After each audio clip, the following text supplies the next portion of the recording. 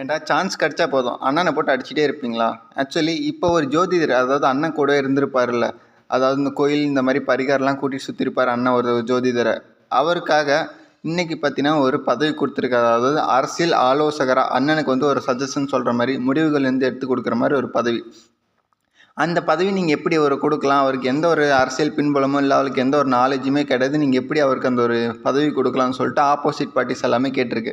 But நான் பர்சனலாக என்ன நினைக்கிறேன்னா, அவருக்கு கொடுத்ததுக்கான காரணம், ஏன்னா அவர் கூடவே இருந்து அண்ணனுக்கு எல்லாமே சொல்லி இந்த பரிகாரங்கள்லாம் பண்ணுங்கள். ஸோ இன்கேஸ் அவர் சொன்னது நடந்திருக்கு. ஸோ அது மாதிரி அவருக்கு ஒரு நன்றி செலுத்துகிற விதமாக அந்த பதவி கொடுத்துருப்பாருன்னு நான் நினைக்கிறேன். இதுக்கும் அவ்வளோ ஒரு உயர்ந்த பதவி வேணுமான்னு எனக்குமே டவுட் இருக்குது. பட் அண்ணன் எடுக்கிற முடிவுகள் எல்லாமே சரியாக தான் இருக்கும். ஏன்னா ஆப்போசிட் பார்ட்டிஸ் எல்லாத்தையுமே இப்போ வீட்டில் போய் பார்த்துட்டு வந்திருக்காரு.